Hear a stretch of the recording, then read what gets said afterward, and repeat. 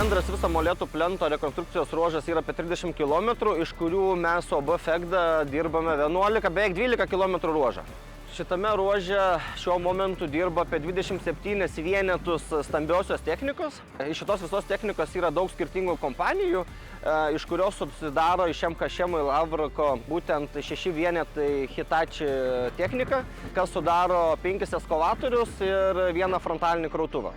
Betono dangą mes kalame su hidrokūjais.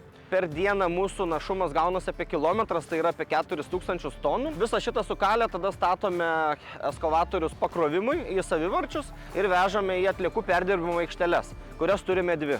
Pagrindiniai dalykai renkantis techniką, kad kuo būtų stambesnė, galingesnė ir ekonomiškesnė, nes labai daug išlaidų sudaro kuras pagrindą. Dėl to pasirinkom Hitachi būtent techniką, nes ji yra mūsų skaičiavimų viena iš ekonomiausių.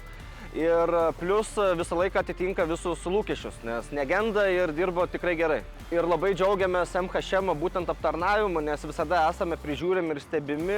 Jeigu ateina laikas aptarnavimui, visada gaunu skambutį pats ir susitarėme mums visiems patogų laiką. Man nereikia jaudintis ir tikrinti motovalandų, kada išsikviest, kada nesikviest. Mūsų visas planas ir užduotis yra visą šitą darbą padaryti iki Liepos 1 dienos.